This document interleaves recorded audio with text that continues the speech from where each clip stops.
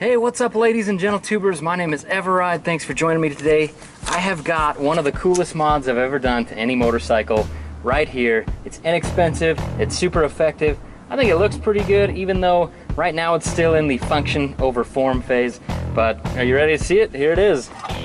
This is a headlight mod that casts huge LED beams, low power draw, for under about 50 bucks. And it's easy to build, almost no tools needed. You don't need to drill anything, you just need a hacksaw and some basic skills.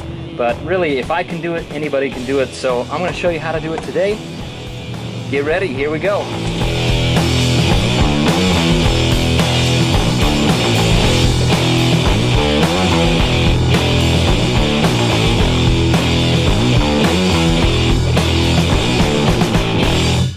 Now this mod really is easy, inexpensive, and extremely powerful.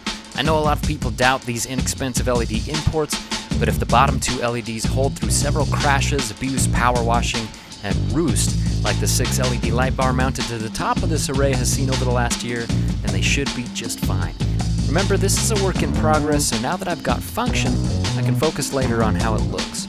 So I'm sure you're wondering how this stacks up to, say, a very popular universal light like the Trailtech X2 that I've had on my bike for the last 2 years.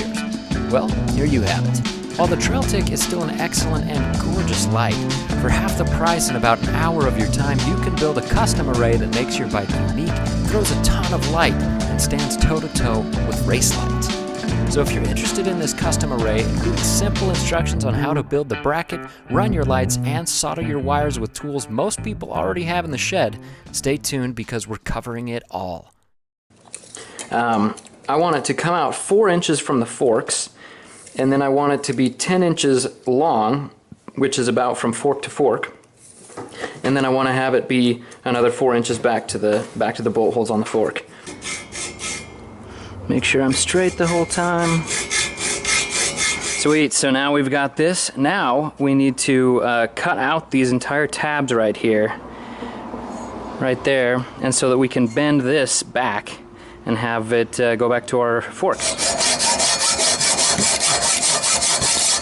So on this part, I want to come down just enough to where the bend ends. Right to about there, looks good. Great.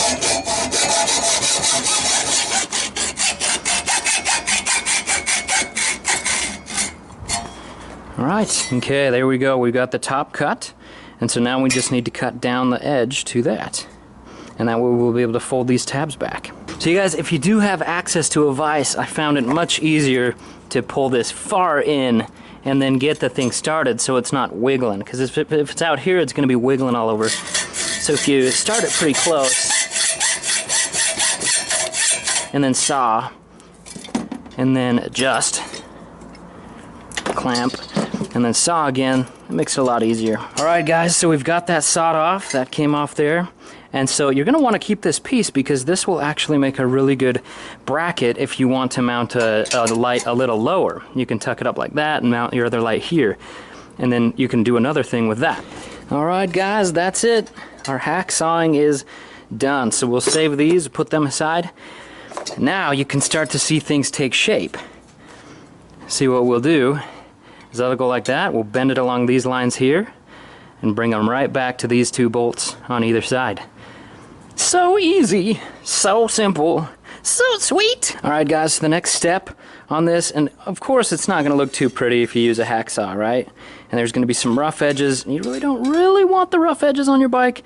So get yourself a file and just kind of file it down so it's smoother, right?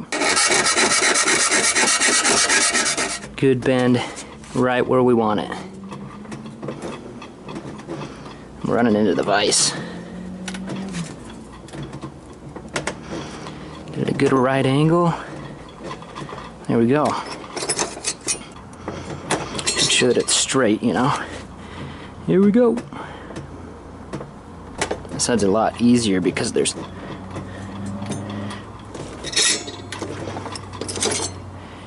Here we go.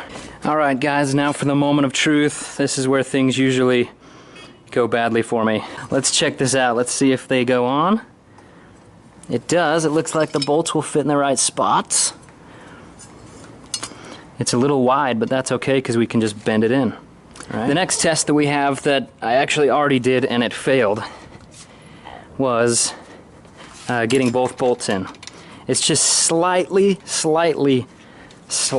off. So what we're going to need to do is just widen this just a little bit, and then it should work. So, all right, guys. So I'm going to need to widen out this hole a little bit. So we got this. I'm just going to work on that for a while. All right. So we have effectively hollowed those out a little bit more. It wasn't hard at all, and that file is only like $2. So there we go. Now it fits. Now we just clamp it on and see how stable and strong it is. All right, ladies and gentlemen, the moment of truth. Is this thing strong when it's double bolted to the brackets here on the forks? And yes, it is. I mean, this thing's it's not going anywhere. All right, ladies and gentle-tubers, so I have had tons of people send me messages and leave comments. Hey, that's a great light mod. I really liked how you did it. How do you connect the electrical on the lights? Well, it's kind of a guessing game unless you have one of these. Now, these things cost like, I honestly think this was $2 at Harbor Freight, and you know, it's not gonna last a bazillion years or anything like that. But how often do I check these? I think it's gonna do fine. So what you do is you connect this clip to anything. Well, not anything. You connect it to the chassis of the vehicle, some metal, or the known ground wire. And then you can test it for things. So we're going to turn the bike on. And see, I have 3 switches here. I have just kind of running, which I start the bike in, and then I have my lights. So my high beam, this one turns on. The low beam, that's what I want this one to turn on with. And then just running, that's just running. So if it's just in running mode, if I touch this, I get nothing. If I touch this, that's the ground, so I get nothing. This is going to light up when it gets something. Nothing. And this is just a running light, so, oh, there it is. Okay, well, when it's on running, this is going, okay? So this wire is live when it's going like that. So now we're going to turn it on to low beams. Obviously that's not going, that's already connected. Let's try this. Does this go on low beams? No. Does this go on low beams? Oh, yes it does. So this wire is the wire to our low beams, right? And does this go on low beams? Yes, because it's our running light. And for high beams, ta-da, there we go. So this is yet another high beam, and I can test it like that. And then, once again, next to ground, and then this has no power.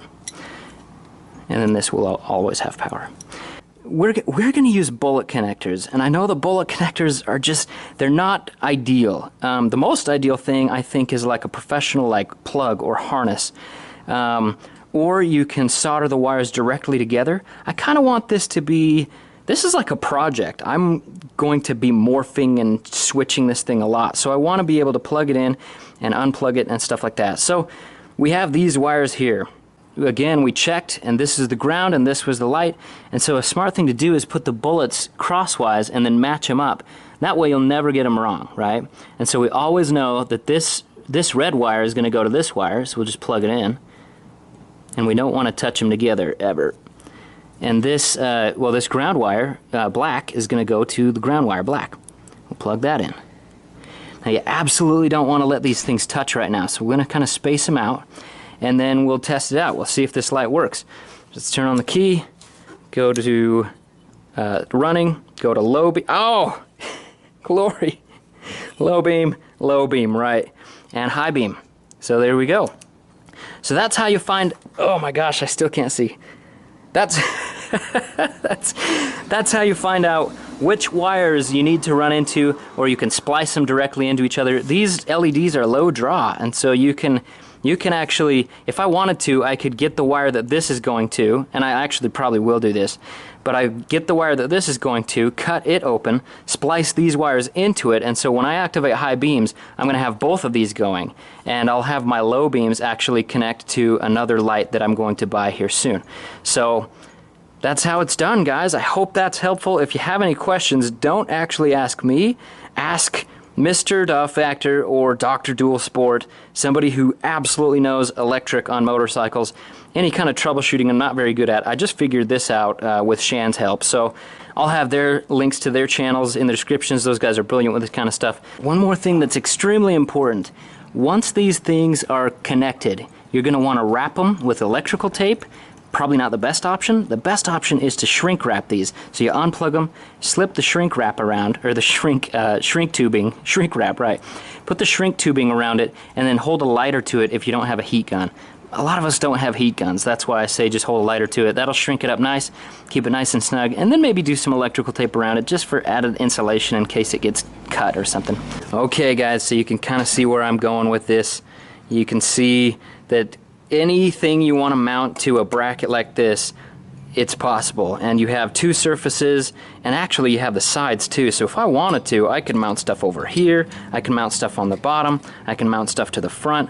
I mean, I could have a dozen lights right here, not a dozen, but I could have a lot of lights right here in basically any configuration that I wanted to. And the cool thing is this light I've tested. This light I know is rock solid. I've dumped it in the dirt. It used to be mounted right here, which is insane. But crash this thing in the dirt, it just keeps on going. I power wash it. It has no problems. The thing's super bright. It's a great flood. This one was recommended to me by frickin' Jim's Frickin' Adventures, and if you haven't checked his channel out, go check it out. He recommended this light in one of his videos. He has a pretty creative name for it, which is not super family friendly, so I'll let you watch his video on this light, and you'll have a good laugh at that. You can see I'm just going to put this right there, and it looks all skewampus. I haven't tightened it up, but that's how it'll be. You might be saying, man, now you got this big ugly bracket there. What if you don't put other lights on it? It just is this big huge eyesore. And yeah, you're right, but I've got plans. You guys know me. I've got plans. Alright, we're back again. It's a couple days later. Now I wanted to find something that wasn't as bright as these two to use as my in traffic light, just to keep it street legal. And I found this little guy. It's actually a light, LED light from, it's called Lemon Best. Obviously Chinese. This thing was like $9. Anyway, I wanted to test out how bright it was and then see if that would work. So the way we're going to do this is we've taken off the low beam. This was the low beam, right? So we've taken off the low beam. I'm assuming white is going to be ground and the red is the colored one, so that's going to be the live. So I'm just going to go ahead and turn on the bike, turn on the low beams, and we're going to put this in here, and then we're just going to touch that. Oh, there we go. So that light is actually quite bright. Ooh-wee. Yeah, that's a bright one. So, but it is much less bright than the others. So that's going to be our running light for the daytime and things like that. And then we'll wire these two to be our brights. Now, another thing is, see how this one's still sticking out? If I turn this to bright, you can see that one goes on, and I can actually touch this, and then when it gets connection, that one will come on again. So there we go. It's not too difficult. It's just intimidating, because if you mess up the electrical on the motorcycle, it's just bad news bears. So anyway, we're gonna go ahead and hook this light up. We'll solder on some connectors and get going. So you guys, on this particular array, I've decided, just because of the bracket lengths and things like that, let me show you. I want these two to be on the bottom, and then have my long one here on the top. But I don't want it sticking out so far. I want to have them be relatively flush. So what I'm going to do is I'm going to turn this kind of basket the other way. And how I'm going to do that is I'm actually going to take it off and then bend these tabs back the other way, and so this comes out and forward. And that should make it so I can do it as a kind of a flush mount situation. And that means I might need to trim some stuff off of the side here, just so it's not sticking way out here, but that's no problem because that's not hard to do. Okay guys, here I am prepping the wires for soldering, and what I need to do first is make sure that there's enough wire sticking out that I can actually get a good solder. So what I do is I get my pliers, and this is for new people, but you just barely bite into the rubber like that, into that outer, and then you just slide it. Okay, and then the tube comes off, and hopefully you don't cut any of the actual wire inside, but that way you have a good long surface to do your soldering. So what I'm going to do is I've got this new, I call it the lemon light. I'll actually be wiring the grounds together, and so I'm going to be soldering this into this, and then these will be separate. That is such a thin wire, I wish that was thicker. Anyway, but these will be separate. This will go to my high beam. Obviously this is male, it's going to go into a female high beam, and then this will go to a, I believe it's male? Yeah, it will go to a male low beam, and that way I can power, this is my low beam, this and the other as my high beam. So let's get started. Alright guys, so just fair warning, I'm totally not good at soldering. So we're going to do our very best to solder and not burn our face off and not breathe toxic fumes. So there we go, we'll get a little on there.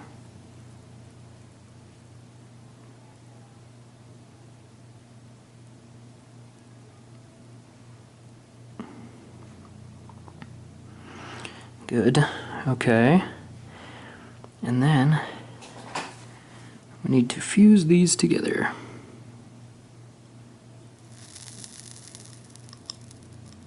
Okay, there we have it. Now for this one.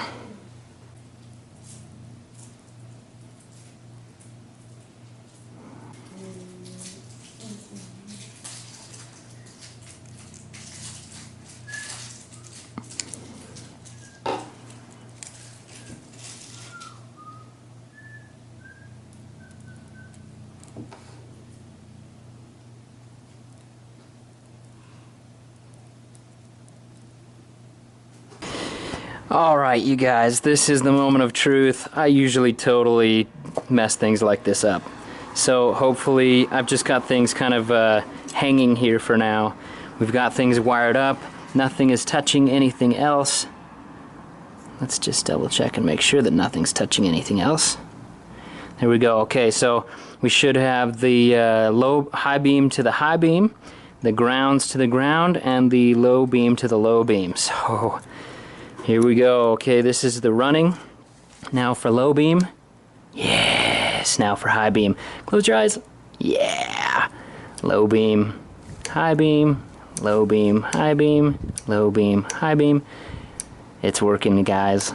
Now all it takes, all I have left to do is make sure that this doesn't rub any wires or anything like that, and then just tighten things up and then make a fairing for this. Oh, and I also need to wrap these so that they never ever touch. And I'll probably heat shrink them. So anyway, thanks you guys for watching. I'll show you the final product in a minute.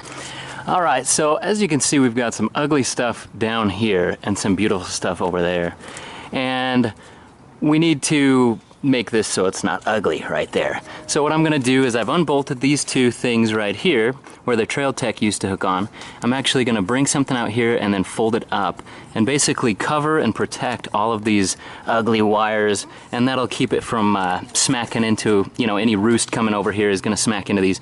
I've got something else planned for this. So this is going to remain ugly for a little while, but I at least want to protect this. So let's get started with that. Alright, so we're going to build a little template, and I'm just going to use normal paper for that.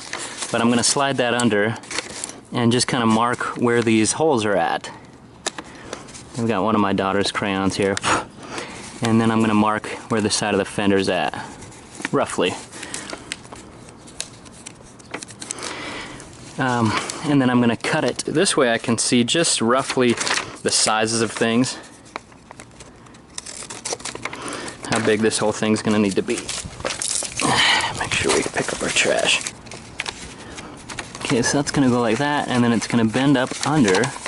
And it should be about the width of a piece of paper as well. And it looks like it needs to bend perhaps that much. So there we have this. That's going to fold like that. I'm going to fold it right up under like that. And it should look pretty good, kind of a sub number plate. Maybe a little too wide though. So let's snip off a little more. All right, here we have our template. Slide that in like that. And what we're gonna do is we'll just tuck it up like that. So this will be a black piece of plastic that will slide up in here and just kind of protect some of that stuff. So now what we have to do is create that piece of plastic out of this. So let's get to it. All right guys, now that it's time to start working with this plastic, I'm gonna just cut off the rim around the top, and that way the rest of this nice plastic will be ready to use. So if you don't have one of these SOG knives, I very highly recommend it. This knife is really sharp, even though I've basically never sharpened it, and it's out on the trail with me all the time.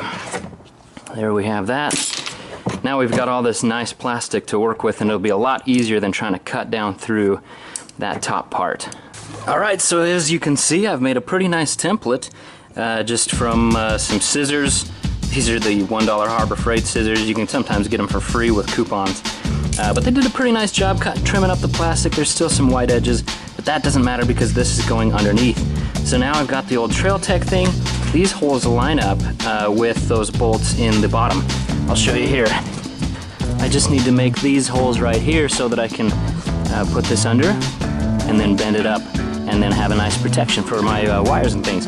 So we're gonna go ahead and drill 2 holes right there, and then we'll bend it up and show you how it looks. All right, so now we have it bolted on there. It's nice and solid in there, and the template's ready to go. So now I'm just gonna bend it back. Make sure to tuck everything back in there. Just like that. So that actually looks pretty good. And I wanted it to have that nice bend right there instead of a hard bend, just because. I think that looks all right. Hides the wires, keeps them protected, and then we'll do something to make sure that these are protected very soon. But that's it. Very cool.